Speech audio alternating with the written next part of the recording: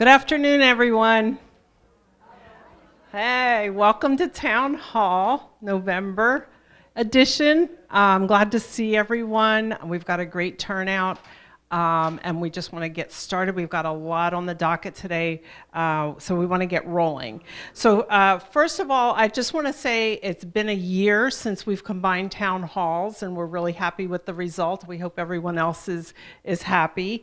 And I wanted to just show the winners of our pumpkin decorating contest.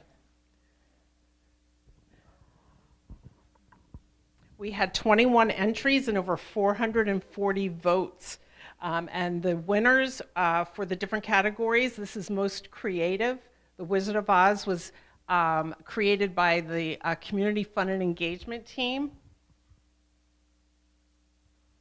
And this was the scariest, Frankenstein's Monster, and it was created by Maddie Kiska. Congratulations to Maddie.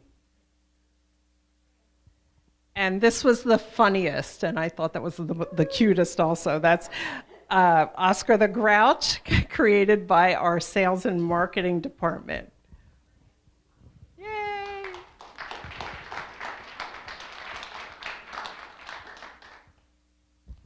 I just wanted to give everyone a quick reminder that it's open enrollment season for your Part D Medicare drug plans, and open enrollment goes till December 7th.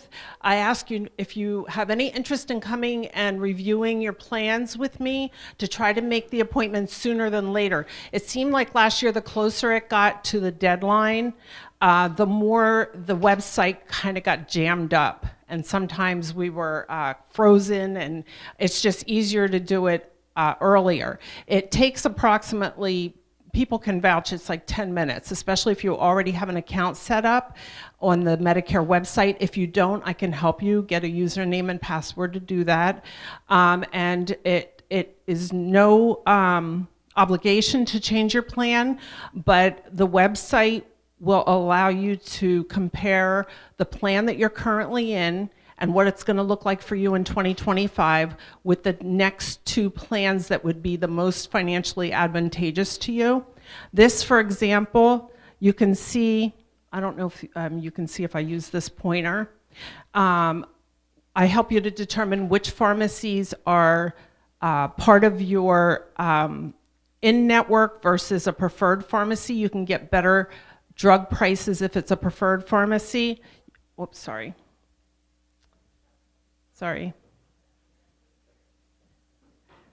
Oh. And this number down here is the ball of wax, which is all of your the cost of your monthly premiums for 1 year and the cost of all your medications. The only thing you really need to bring to me is an updated medication list to make sure what's in the Medicare system matches what you're actually taking. So for example, if this person, and she gave me permission to share this, if this person would have stayed with her Cigna through next year, she would have put out $8,200 approximately in her premiums and drug costs, and by switching to Humana, and you can see premium is no indicator of what the total ball of wax is going to show you because her premium is actually higher, but her total drug costs will be $6,700 for next year. And that was a savings of $1,500. I run a little personal competition with myself every year to see who I can save the most money, and so far this year, we have a winner of $8,500 next year that she'll save by changing plans. I can, in a few clicks, help you to enroll in your new plan. The only thing I ask you to do is when the new prescription card comes, to give us a copy in the wellness office and be sure that you let your pharmacy know. So you would just give Wegmans or whoever you use a call and give them your new policy number. If you have any questions, please feel free to reach out. You could tell I get excited about it. It's a lot of money. So next up is Dave Swartley. He's going to be addressing the year in review, our challenge and our victories. Do you have the flicker? Good afternoon, everybody. With the title of this, I thought we should have that old wide world of sports theme playing, the thrill of victory, the agony of defeat. So, are the slides ready to go? There we go. Okay. I have two voices I'm hearing in my head. Michelle told me I have no more than 15 minutes, and it takes me back to I was doing a presentation years ago at Moravian Manor Communities. And as I was going up the main aisle, we had a retired, pretty high-powered CEO as one of our residents. As I walked by, he said, "Swartley, you got 5 minutes." And then I have in my other head my wife sitting on my shoulder saying that, "Well, you talk too fast. You need to slow down." So we'll try to find a middle road here. We're going to cover two things today. One is the update on the affiliation, and the next is the year-to-date operations for Morningstar Living. Sue Capibianco would be doing this presentation. She's on vacation, but she is responsible for the slides, so I have to give credit where credit's due because she does a wonderful job with putting things together. So Unitas Communities, we formed officially last November 1st, 2023, so we just passed 1 year. And things are going overall very well, and I'm going to dive into that a little bit. First of all, the Board of Trustees. We have 4 officers, and it was intentionally done when the board was formed that 2 of those officers would come from Morningstar Living and 2 from Moravian Manor Community. So Chris Brown is our chair. A lot of you would know Chris Brown. He was the former chair here of the Morningstar Living board. He's doing a great job. The board is with any new group, it takes time to bring them together, learn to know each other, and I think we've made a lot of progress with that. You know, you don't build community in one month. It takes time.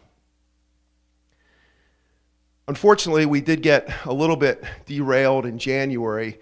One of the Morningstar board members, Bishop Hopeton Clennon, died in early January after a short illness, and he was just a remarkable person, and we miss his presence very much. We still have not replaced his position. The governance committee of the Unitas board is working at name selection and trying to come up with the skill set that we need the most as we fill that position. The leadership team is comprised of 5 individuals, myself, and I really do try to spend as close to 50% as I can at both communities. Some weeks that's a little bit more successful than others. Sometimes I think one facility would rather me be at the other facility. So it's been a lot of fun. Chris Hunt is our Unitas CFO. Chris is typically down at Moravian Manor Communities on Fridays, and his team is doing a nice job pulling things together. They're also in the midst of installing a new software system, which will make us more efficient, give us more capabilities as we have a multi-site community we're working with. Bryn Lee is our Chief Human Resources Officer, and Bryn is usually in Lidditz 2 or 3 times a month, and she also, their team is installing a new software package to give us more capabilities moving forward. We found that there are some things that we desire to do that our old software just could not handle. So this is a new venture, and it's going well. At both facilities, we have an executive director who is assigned to take care of the day-to-day challenges. All of you know Sue Capibianco, and as I said, she's on vacation this week. And Cindy Myers is executive director at Moravian Manor Communities in Lidditz. Shout out to those 2 ladies. They're just doing a wonderful job. I mean, they're working hard, they're competent, they're steady. And it's going very well. And the team overall, I think, is functioning. We've really blended. We enjoy being together. Once a month, we meet in Kutztown, so it limits the travel for those coming from Lidditz. We meet at a neutral location for our monthly meeting, and it's just been a lot of fun. I will say that the quality of the staff at both facilities is excellent, and the quality of the residents, just the way we work together as communities, is exceptional at both communities. And I, for myself, it's just a privilege to be part of the process. So again, why affiliate? We've talked about this in the past, but it is going to be more and more difficult for standalone facilities to be successful, in 5, 10 years. It is now. There are so many things that we need to be good at. You need to be good at care issues, clinical issues, compliance issues, development issues, land development. There's just so many things, and as we become larger facilities, having these skill sets are more and more difficult to do by yourself, and I'll give some examples here. In the first year, we did spend some money to get the affiliation going, and this is just a little bar graph. And these expenses we shared equally between both facilities. So these are a lot of one-time expenses. I shared with some of you that at a board meeting, I was presenting all of the cost savings we were experiencing, and I'll show that in a minute. And one of the trustees asked me, well, David, you're showing the savings. What about the expenses? This is where that slide came from. So the attorneys do well on affiliations, I'll say that. The savings we experienced between the two facilities, health insurance negotiating, about over $300,000, staffing efficiencies in a variety of ways, that's over $500,000, vendor negotiations over $100,000.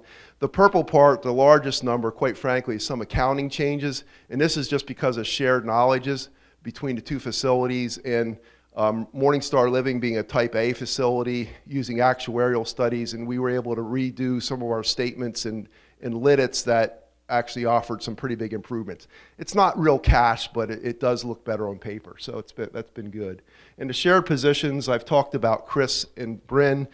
We're also sharing Kara Hildebrand, and she is the corporate compliance officer here at Morningstar Living.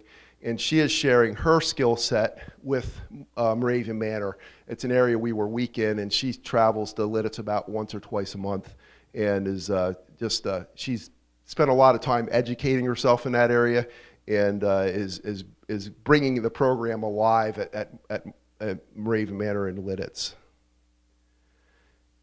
This is a fairly new development. There is a state association called Parker, Pennsylvania Alliance of Retirement Community Residents. This is like a state association of the residents associations. And we at Moravian Manor Communities, we've been part of that. In fact, the president of Parker right now is Bob Newell, one of our residents from LIDITs. And this is basically an advocacy group for residents. And they work closely with our state association, Leading HPA. And I'll give you an example. The last 2 years, we've received some pretty large increases in our Medicaid reimbursement. And if a resident runs out of funds and goes on medical assistance, we get about 50% of the cost. Okay, it's a big haircut. We had not received a significant raise from the state in about 12 years. 2 years ago, we got an 18% raise, and this past year, 7%. And I think a lot of it was this Parker organization and voter voice. So if 100 of you contact your state representative or your state senator, or if I call, what do you think is going to get more attention? You all vote, right? They're tired of listening to me about whining about we need more money. So it's just an activist group that is an advocacy group that is working for the good of the whole. So it's good to have, did I flip forward here? It's good to have you all part of that as well. So this is a short review of some of the challenges and victories here in Nazareth for Morningstar Living. First of all, staffing. I mean, you hear that everywhere you go.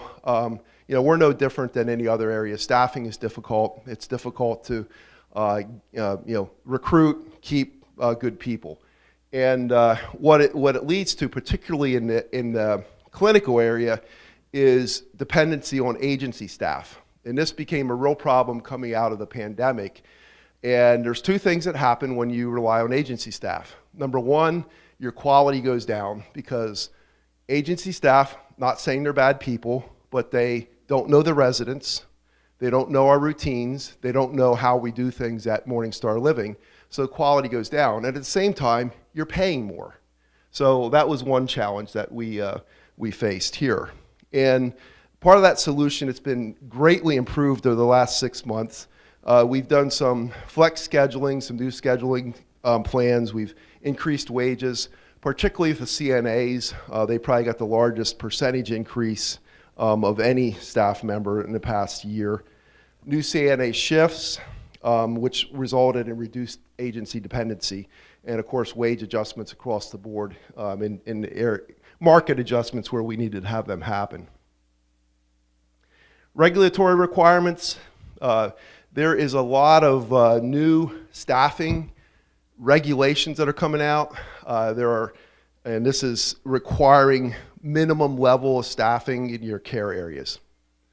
So when you look at this slide, you'll see that with the latest adjustments that are coming in early 2025, only 59% of the facilities would meet those staffing requirements, how they're currently staffed. There's another set that are being contemplated for the following year where only 19% of facilities would be in compliance. So that's going to, again, make it more competitive for staffing and raise costs for residents. I am pleased to say at Morningstar and at Raven Manor Communities, in both of these sections, we are already in compliance, which is a great thing. So we don't have a lot of pressure, but you'll read a lot in the next, you already are, and you'll read more about facilities closing their shops. There's a standalone skilled nursing because they can't meet these requirements. We're already there, so it puts all of you in a sweet position because you know we're going to be here for you.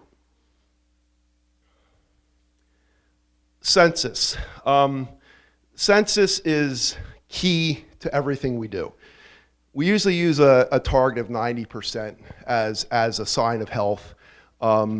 Again, both facilities are doing well with census. Our census right now in nursing and personal care has dropped just a little bit because of our renovations, and I'll talk about that in a little bit. But keeping census up, the staff works hard doing that, and again, they're doing a phenomenal job with that. Rising costs in food over a 3 to 4 year period, we've experienced about 26% increase in costs.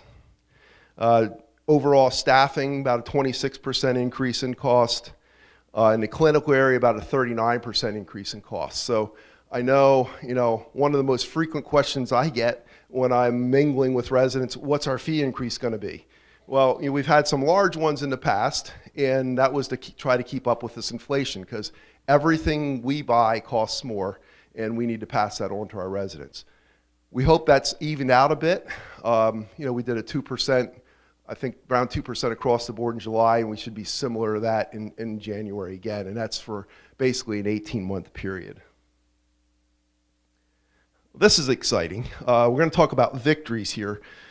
I'm not sure if you can read this or not, and actually I'm going to point you to two other numbers. So this is resident revenue minus expenses. There's other accounting mumbo-jumbo that falls below this, but year to date, we're in a surplus position of $1.3 million, okay? That's through September. Last year this time, we were at a deficit of $734. So it's about a $2 million swing in a 12-month period. So we're really kind of starting to right the ship in that area. Again, it's there's so many factors that run into that, and I'd like to say that that's all management brilliance. It's not. Some of it's luck. Health insurance claims, things like that. There's a lot of things we don't control. But the things that we can control is staff working at census. Some of the savings we showed, is starting to turn the financial health around. And every facility came out of the pandemic struggling. And I can share with you that at both Raven Manor Communities and at Morningstar Living, 2024 financials are much better than 2023. So that's a wonderful thing to celebrate. Victory number 2, we remain a 5-star facility. CMS rating for healthcare. That may not sound like a big deal to you because Morningstar's, I think, always been a 5-star facility. In Lidditz, we've wavered back between a 4 and a 5-star, depending on the most recent survey, but this is actually pretty hard to keep. I think there's like 13% of the facilities are rated 5-star. So this is a big deal. And again, I give credit to the clinical leadership who work hard to make this happen. Galilee House, which is just a wonderful place. Just the program is just exceptional. And we received designation of excellence from the Alzheimer's Foundation of America again. This is not the first time we received this, but we again kept that this current year, which is wonderful. This is extremely cool, I think. Newsweek came out with a ranking, and this is the first year they had a ranking for smaller facilities, like if you had under 99 beds, and we were ranked in the top for Pennsylvania. But then when you looked at the 99 bed area, we were #1 in Pennsylvania. I don't think we can bring an improvement to that next year. So. And then just last week, U.S. News and World Report put out some of their recognitions, and we see that in both the nursing homes for short-term rehab and long-term care, we were ranked in the top in that area as well. So again, I give an applause to the staff because they're doing an awesome job.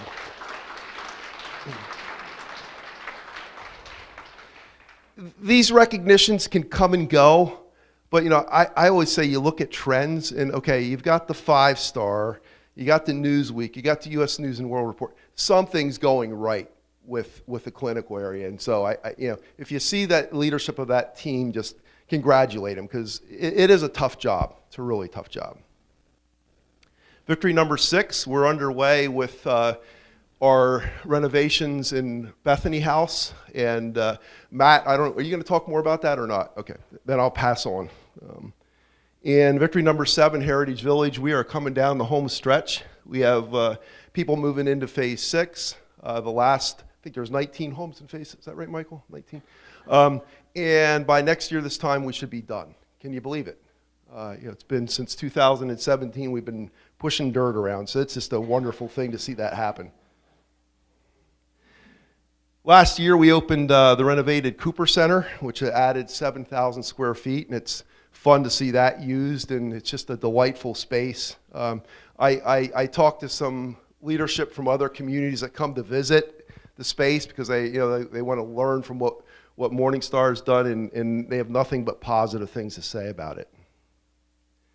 Harvest of Friends. We set a record this year raising over $80,000. So again, thank you to your generosity, the resident support to make that happen, because this cannot be done alone. So we appreciate it very much. At the end of the day, the victories outweigh the challenges. The challenges are not going away. I wish I could say they were. But if you look at our demographics, we have 10,000 people, residents in the citizens turning 65 every day. That goes on for another 20 years. Our natural birth rate in the States is under 1.7. That means our population goes down and our retirees are going up. Retirees need a lot of, use a lot of services. We eat out more. We have more medical needs and things like that. So, it's going to be a challenge to keep some of these metrics where they are, but I think we have the team to pull it off. So thank you for your support. After 1 year, I can tell you it's a delight to be part of this organization, and I feel privileged to be part of it. So thank you very much. Was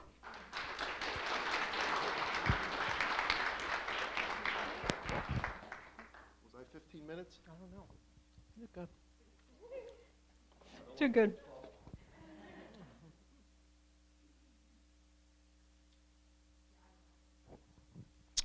So next up, we have some new resident move-in updates for Lori Schaefer to share with us. Thank you.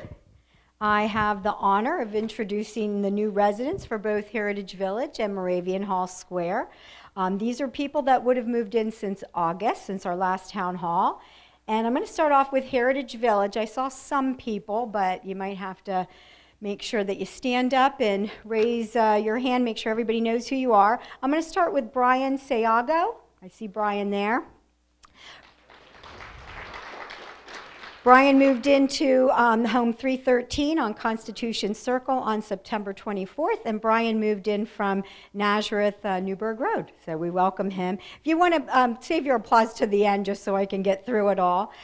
We have Mike and Helen Leahy Leahy, Mr. and Mrs. Leahy, hello. They've moved into 353 Freedom Circle on November the 6th. They moved here from Easton. Then I know Robert and Darlene Tomlinson are here, and they moved into 395 Unity Drive on November 7th. There they are in the back, and they moved here from New Hope, Pennsylvania. And then certainly last but not least for Heritage Village, we have John and Colleen Lavdar. I saw them. Where's John and Colleen? They're way in the back there. And they moved into 359 Freedom Circle on November the 8th, and they are longtime Nazareth residents and remaining Nazareth residents. And now I'll introduce the Moravian Hall Square residents. Ann Moss, do we have Ann here? I did not see Ann. Okay, Ann moved here to her home, apartment 102, on September the 24th. She moved from the Easton area, but spent most of her life living in Nazareth. Peg Ferraro, is Peg here? There's Peg. Peg's way in the back. Peg and Missy moved into her apartment, 216, on September the 26th, and she moved from the Easton area. Barbara Emery, is Barbara here? No, okay. Barbara Emery moved into apartment 415 on October the 4th. She also moved in from the Easton area. Walter and Nancy Kramer, they're right over here. I saw them. They moved into their home apartment 232 on October the 29th, and they moved from the Bethlehem area. Then we have Dave Korpix. I don't know that Dave could make it today. He moved into apartment 227 on October the 30th, and he moved from Midland Park, New Jersey. And Linda Heindel, I don't think Linda, oh, she did make it, great. Linda Heindel is in the back. She moved into apartment 533 on November the 8th, just last Friday, and she also moved from the Easton area. So we hope you'll make every effort to say hello to these folks and get to know them, and we want them to make sure that they're feeling welcomed here, so thank you.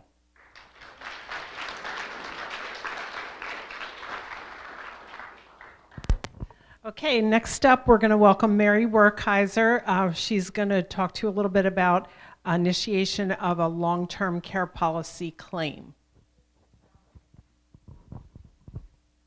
Thank you.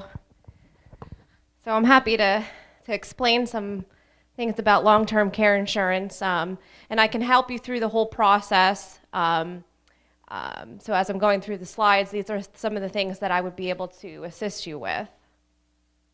So the first thing I want you to think about if you have a long-term care insurance policy is when and how to file that claim.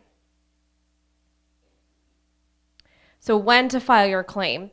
If you have any home care services, such as Senior Solutions or another home health company that comes into your home and assists you with your activities of daily living, so bathing, dressing, grooming, that is a time that you can file your long-term care insurance claim. Another time, as soon as you move into a personal care or assisted living. So we're licensed as a personal care here, which is Bethany or Morningstar Hall. Okay.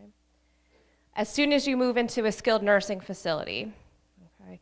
And these are times that you don't have to be moving in permanently. You could be there for a respite stay. You could be there for a couple days. I would instruct you to still file that claim because that would go against your elimination period. And I'll talk about the elimination period in a couple minutes. So how do you file that claim? So, oops. First thing you would need is your policy and the number. If you don't know where your policy is, you probably gave us a copy when you moved in, and I can pull your file and find that policy number for you. Next thing you want to do is to confirm that policy is still in effect. So are you still paying your premium? Make sure it's still in effect. Ways to file the claim. So you would want to call whatever insurance company you have your long-term care insurance policy with. You can have the claim packet mailed to you, okay, if that's the easiest for you, and I can assist you in filling out those claims. You can open a claim over the phone, and you can open a claim online. And again, if you are unfamiliar with how to call the insurance company, I would be able to find that number for you. So information you need to open your claim. Obviously, you need your name, your policy number, your apartment, suite, or room number, the type of facility you are at. So whether it be assisted living or personal care or a nursing home. And then if you're using home health, that's another thing that you would need to let them know. Your admission date, your daily, monthly room and board rate, and the fax number here, because they're going to need information from us. Who can help you file the claim? So I would not be able to personally help you as a resident file that claim. I can assist you in it, but you would need to make the phone call yourself, or you would need to give another authorized individual permission, and certain, you would have to file the HIPAA form with the insurance company, and they'll probably most likely need your power of attorney form to get that completed. And that's something, again, that I would be able to assist you with by faxing that over to the insurance company. Any missing or additional claim information. So sometimes there's information that the insurance company would need that's missing. Okay, you want to make sure they're going to contact you if anything is missing or they need additional information. And that's something that it's very important that you get to them in a timely manner. Okay, if you don't know answers to the information that they're asking, you can call me or you can call Carrie, and her number's at the bottom here. Okay, now we can get that information to you. The elimination period, and I mentioned this a couple minutes ago, the elimination period starts as soon as you file the claim. Okay, so depending on what your policy says, it can range anywhere from 30 days to 2 years, depending on the type of insurance policy you do have. Okay? And again, it will not begin until you open the claim. Okay? So your benefits that come, the benefit payments would go directly to you. They do not come to Moravian Hall Square. Okay? So you pay Moravian Hall Square, and what I would instruct you to do is file with your insurance company, have it directly deposited into your bank account, and then you pay Moravian Hall Square with those monies. Okay. And then just an important fact is that you want to be aware that this can take up to 3 months for them to start reimbursing, or to receive the benefit. Okay. Some important facts. So Moravian Hall Square, Morningstar Living, we bill in advance. So you're paying for a month in advance. The insurance company pays you what you already used. So they pay in arrears. One important fact that I do want you to be aware of is that if you are a personal care resident or you are in a skilled nursing facility, and say you have a hospital stay and you're in the hospital for 5 days and you're not receiving services in the personal care or in a skilled nursing facility, the insurance company will not reimburse you for those rates, okay, for that room and board for those days. So they're not going to pay for services that aren't rendered. Okay.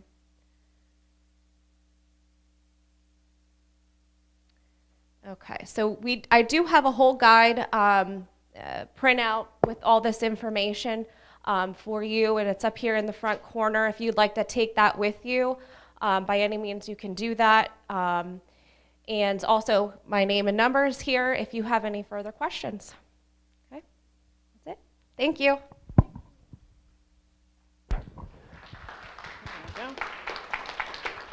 Thank you to Mary. And Veronica Criazzo is up next. She's going to be talking about billing statement questions.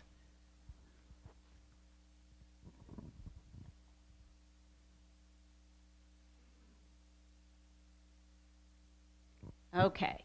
For all of you have not met me yet, I do your monthly statement every month. So I just wanted to give you a little quick demonstration of what December will look like. It's going to look a little different.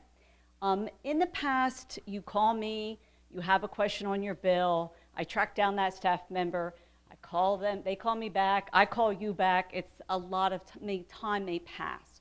We're trying to give you the best customer service. So what we're going to be doing in December, you're going to get a letter explaining our new look to our statement. And that's what it looks like. So in the past, you didn't have that yellow section. The yellow section is going to be your contact numbers if you have certain questions. A lot of people have dining questions. So you may not remember going to the cafe on a certain day. You may have gone in the beginning of the month. You're getting the statement the next month. I don't remember going to the pub. There's a number there you can call. Residents on this campus only have to dial the last 4 digits. Anybody at Heritage Village or any of your family members need to use the entire number. The purpose of this is to make sure that you get directly to the department. In the past, everybody thinks I have power and can credit all the statements, but we actually have to have those departments give approval that yes, it was an error, it was not Bob Jones from Heritage Village, it was Bob Jones from the apartments. So we need that approval. So this is going to cut down the time for you to get your questions answered and for me to get approval to credit any error. It also is nice for your family members. If your son gets a copy of the statement and maybe you're not feeling too good and you have a question, they can call and they can get the information and they would know those numbers. Some of you know those numbers by heart, but your family members that are assisting you may not. So this is going to be on every statement going forward for your reference. And we think that that'll give a lot better customer service for you because that's what we're all about here is customer service. Okay, I thank you so much for your attention.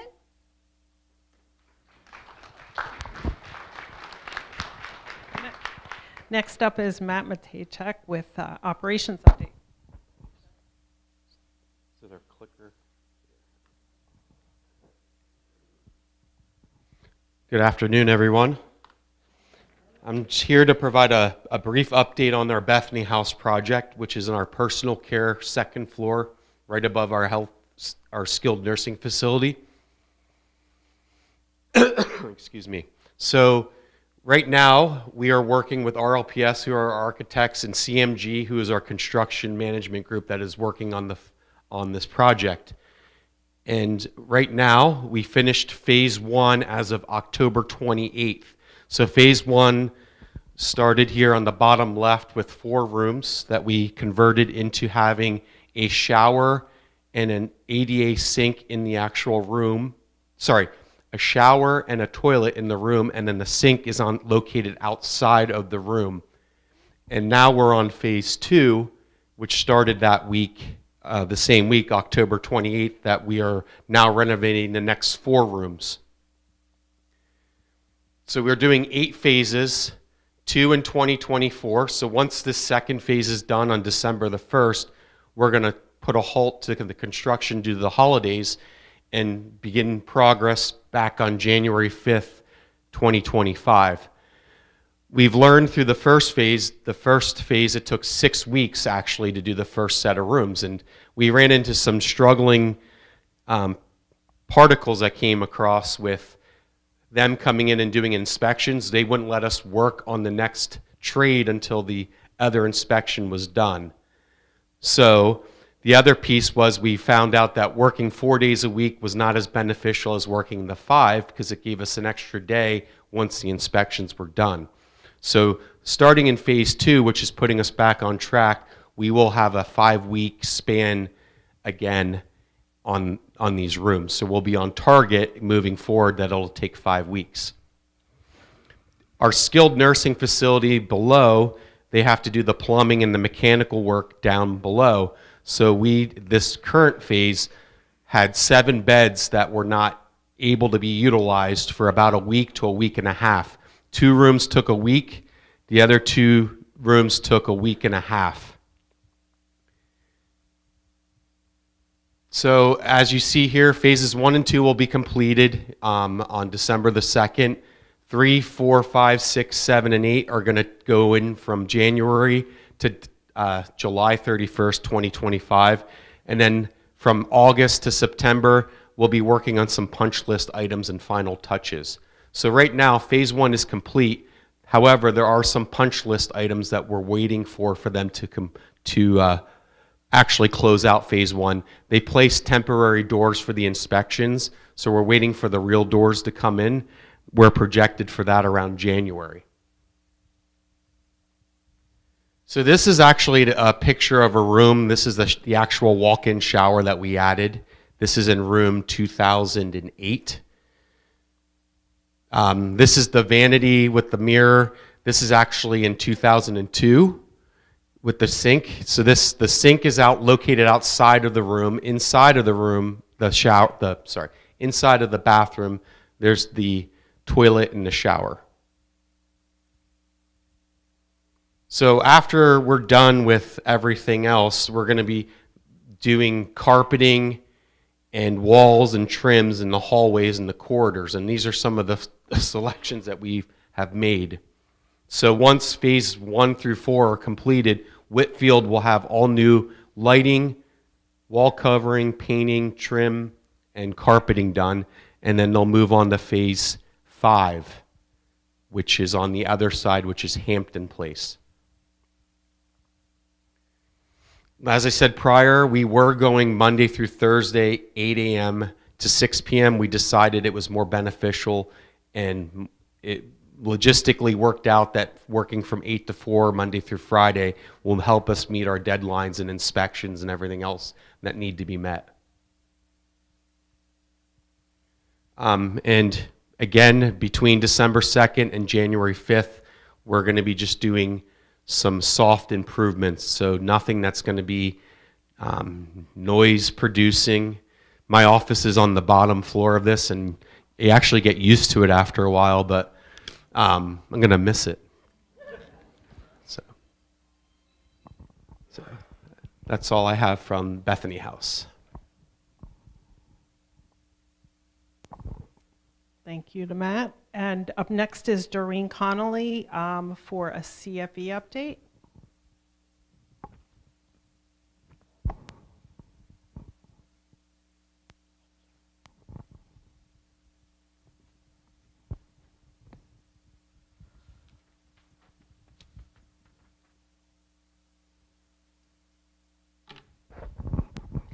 Welcome. How is everybody today? So allow me to first introduce Miss Michelle Machado. She is the new Wellness Coordinator. Can we hear it from Michelle? Where are you, Michelle? Thank you. So 12 years at Nazareth Y as a Senior Program Director. She was my counterpart. We've worked on many projects together. Did gyms together, classes, rollouts, worked very closely. She comes to us with a great knowledge and insight regarding the industry trends and machines. So with that, I'm going to turn this over to Michelle. And Michelle, would you like to explain? Good afternoon, everybody. Yeah, we are excited about the new quarter coming up, the upcoming quarter. We worked on adding more classes. Just so you know, all the classes that we are going to put together in the new quarter is very, it's easy. Some of them could be challenging, but we do have chairs, always optional. It's important when you see a class that you're not sure of, or if it's your first time in a class, that you just come over and just talk to one of the instructors, let them know it's your first time. We could do all sorts of modifications for you, but we really want to see you get moving and in all these classes. Again, we have a variety, so I know you're going to have questions, which is why we are prepared for the descriptions, for all the class descriptions. Again, They might be a little bit, still a little bit like you have, you're just not sure if it's for you. I say it is going to be good for you, I promise. We never leave out of there a class and just be like, no. You're going to have a lot of fun and you're going to feel really good after you had a class. So there in the front here, there is all the class descriptions. My email address is on the bottom for you, but we are adding some exciting classes starting the next quarter in January. So stay tuned. Okay. If you have any questions, again, email me with questions about classes. And I'll be happy to answer. Okay. Thank you. Thank you, Michelle. So please feel free to pick up a class description, and her email is also on the bottom. The second thing I would like to point out with a new update is our calendar is going to have a new look. It's going to be 3 months in advance. I have it right here. I feel free after to come up, take a look. You'll see 2 months on the front, 1 on the back. You're also going to see the fitness class schedule, which is also quarterly. And you're going to see the regularly scheduled meetings, where to go, how many times a month, on the back as well. This is to help with, we heard you, so we trying to fix it. We heard you with the font size, we heard you with the boldness of the font. So this is how we're going to make it a little easier for you to read.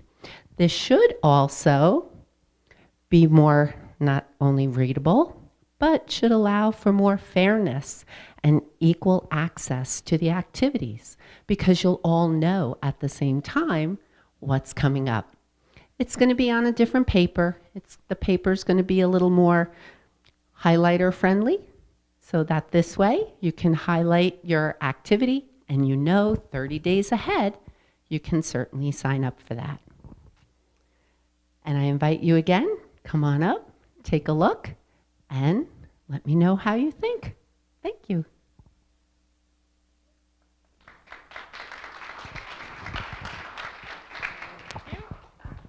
Thank you, girls. So we're going to just have a little quick apiary update. We'd like to welcome Haunani to give us that information. Thank you so much. Thanks, Michelle. So I have a question for you. What do you get when you take 15 fully suited beekeepers, and then to that you add another 20 residents who support those beekeepers, and then of course we have to add in Mike Daly and his staff? I know you're really thinking hard on this one. What you get is a $1,000 donation from the Morningstar Living Apiary to the Good Samaritan Fund.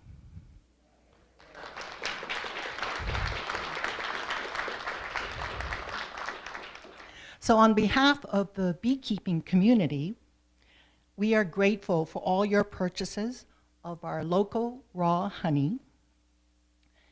It is our fastidious beekeeping practices that ensure the highest quality honey and the healthiest honey for you. But because of your purchases, you have participated in this donation. So give yourselves a round of applause. And finally, we have a limited, and I do mean limited, number of 1-pound jars available that will be sold at the upcoming craft fair on December 3rd. For conference, or for context, we harvested over 630 pounds. We have roughly 50 pounds remaining. If you are interested in participating either as a beekeeper at the apiary on the Heritage Village campus, or if you want to be put on the distribution email list so you are kept informed of our activities, please contact Dave Trainer or myself, Haunani Kikuna.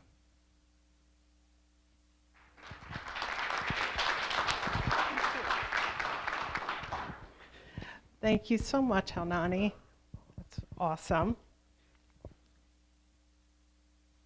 Now we're on to the question and answer portion, and I appreciate everyone's submissions. And we can look at the first question here. Why do you have to publish instructions for viewing channel 199 in the Hall Circular every week? So, at your suggestion, we will stop publishing. That was an easy one. And we instead are going to have the instructions printed on stock card to be given to all the new move-ins, and they'll be available in the Wellness Center if anybody would like to have one, so that we can save paper in the Hall Circular every week. We thought that was a quick and easy solution there. Why isn't the COVID information kept up on the app? We had such a law for such a long time that we didn't think it was really necessary, but at request, we will reinstitute publishing the numbers. So if you look onto the app under, let me see here, important updates, there will be a tab that says COVID case information. Just keep in mind that that number is only as accurate as the number of people who notify us if they are COVID positive. You know, sometimes we know because we did the test, but there are times where people take their own test or go out in the community and get tested, and we do not know. So we appreciate people letting us know if they have flu, RSV, COVID, so that we can just keep an eye on things and make sure that we don't have an outbreak that should be concerning, and to let people know. Also, we're going to keep the numbers posted here at Moravian Hall Square at the bulletin board in front of the wellness office. And if there's not a change, we're not going to update it. So just assume that no news is good news. If the number's 0 and the last time it was updated was 2 weeks ago, hopefully we're guaranteeing you that we have not been notified of any cases during that time. Also, if you take a look at that section on the app, Dr. Rabinold had posted her suggestions for isolation periods, 8 days from symptom onset or test date, or until symptoms resolve for RSV, 5 days for flu, and 5 days from symptom onset or testing for COVID. Plus, we would ask for an additional 5 days of wearing a mask outside of your apartment or your dwelling, and to not dine communally, obviously, because you can't wear a mask during that time. And we continue to request, and this is on there also, that everyone exercise caution and refrain from attending group functions if you're not feeling well or if you're exhibiting symptoms. Even if it is just a cold, it might not be one of COVID or flu or RSV, but even if it is just a cold, it's just consideration to not share that. See what else we have here. I'm going to turn these questions over to Doreen to answer. I tried to lump some of the CFE related questions together and some of the culinary questions together.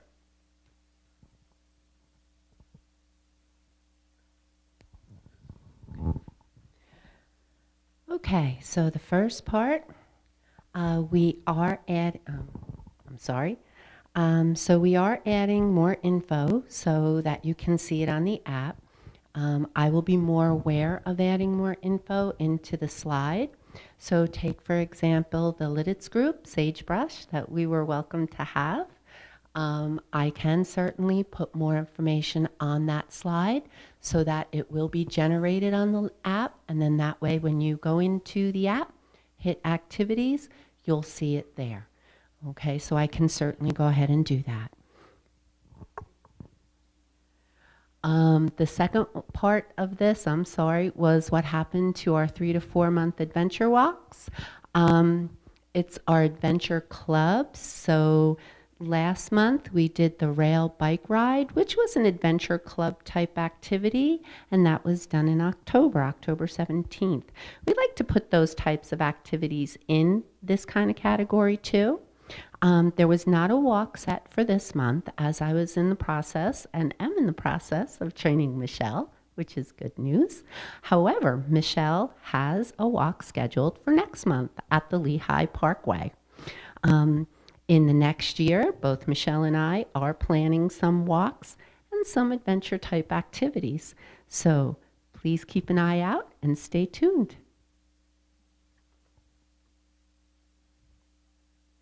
Some events have been canceled due to illnesses. We do try to find replacements, but sometimes it's just too short notice. Or the event has a specific presenter or instructor and a sub will just not do.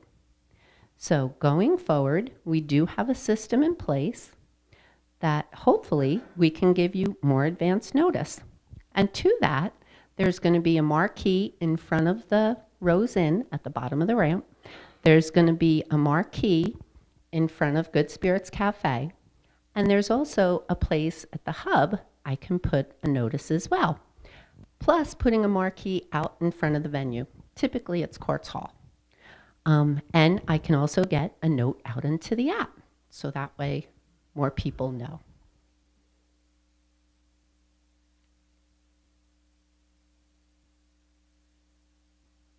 Canceled.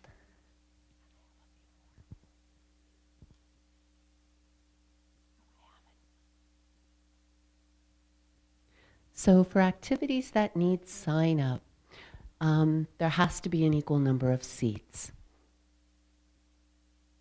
And we can do that, and I do have a process for that. I can change right now the opening time from 8 a.m. to 11 a.m., which should make a bit of a difference, along with seeing the upcoming trips on the calendar up to 3 months in advance. So this calendar coming up in January is going to be very crucial because both MHS and HV will see the same thing at the same time. So you can certainly highlight those activities that you're looking for and know 30 days in advance by 11 o'clock you want to be able to sign up for those activities. And again, remember, if you're having a hard time, all you need to do is call me or call Michelle's office, and we can certainly sign you up if you're having a hard time signing up or deleting yourself, and we can certainly take care of that too. Danielle also tries to point out in the sign-up classes that this process really will make an even playing field for us, and I think especially with the calendar, I think that'll be great. So what we're also doing is a list in the hall circular for the upcoming activities. So you'll see that too.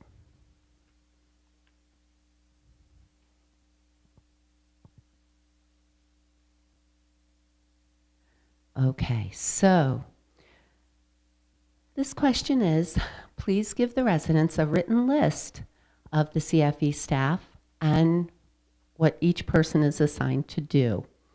So what I did here was I kind of made a little bit of an organizational chart. So I'm responsible for the wellness coordinator and the part-time fitness instructor, and I roll up into Michelle Denisi. For house-wide events, you'll see Pam Kleckner and her group. And when there is a house-wide event like Veterans Day, the craft show, the Christmas tree party, yes, we will join forces and I'm able to use some of those folks. Depending on what the activity is, like entertainment, I can pull from the per diem list. And you'll notice some names you know. Lynn, Deb, Samantha, Amy, Jane, and Barb Abel.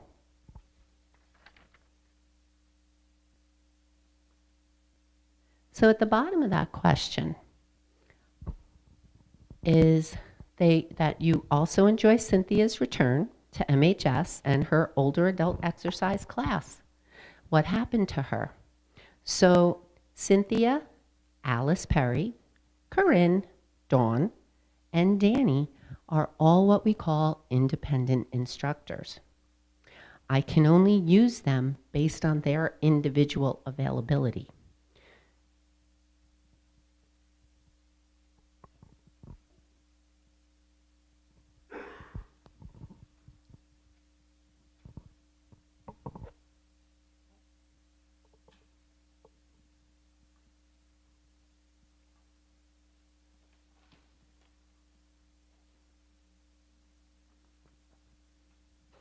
The next question up was, how are independent living residents selected to chaperone trips free of charge for health care?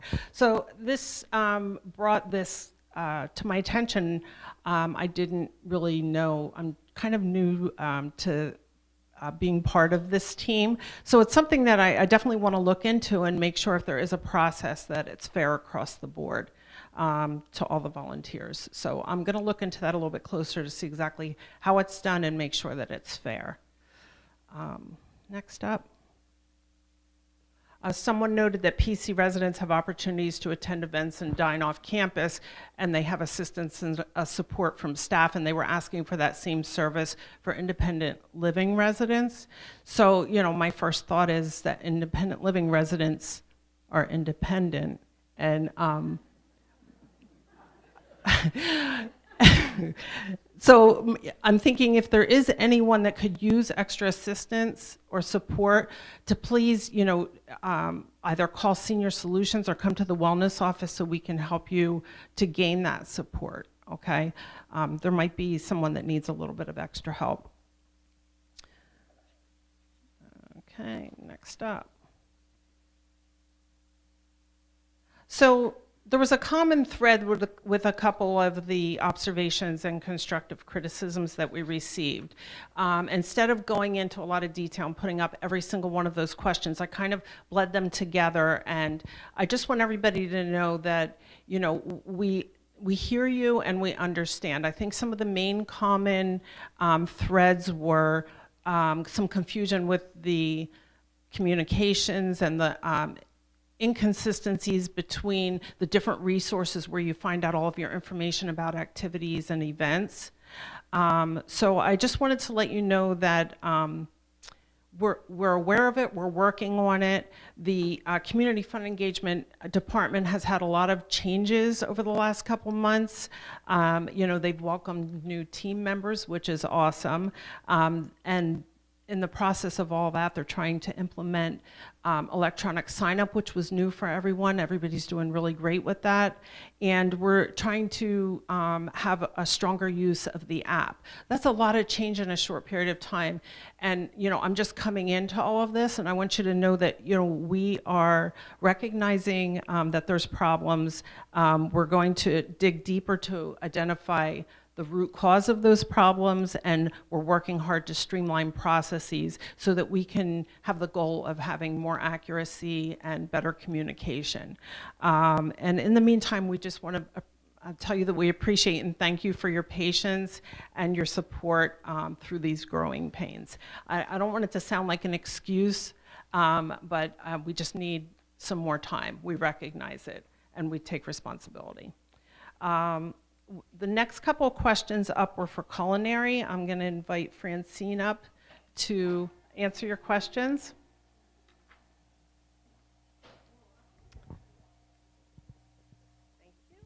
Thank you, Michelle, and good afternoon to everybody. So we have a few culinary questions here. Question number one, the wrong weekly cafe menu was published in the hall circular. To be honest, it was 100% my fault. I linked the wrong ones together. We caught it in time. We did unfortunately miss the cottages and the townstones. So moving forward, we will definitely take better care of that. Why isn't an explanation given when pub nights at the Cooper Center are canceled? So our process is whoever has an actual reservation does get that reason when I call them and let them know. Unfortunately, 9 out of 10 times we're canceling due to participation. So moving forward, we have agreed as a culinary team, we will, when we send out the touchdown blast, we will put a reasoning moving forward. Question number 3, can HV be offered a simple Saturday morning breakfast? So this is something that I am currently working on with a Heritage Village resident, and we are shooting, it's going to be on a Friday, we're going to try a Friday. We are shooting for December 6th for our first one, and that information will be coming out very shortly. And that's all the questions. So I want to thank you all for coming. I would like you all to enjoy some light refreshments and snacks out in the hallway, and I hope you all have a lovely evening. Thank you.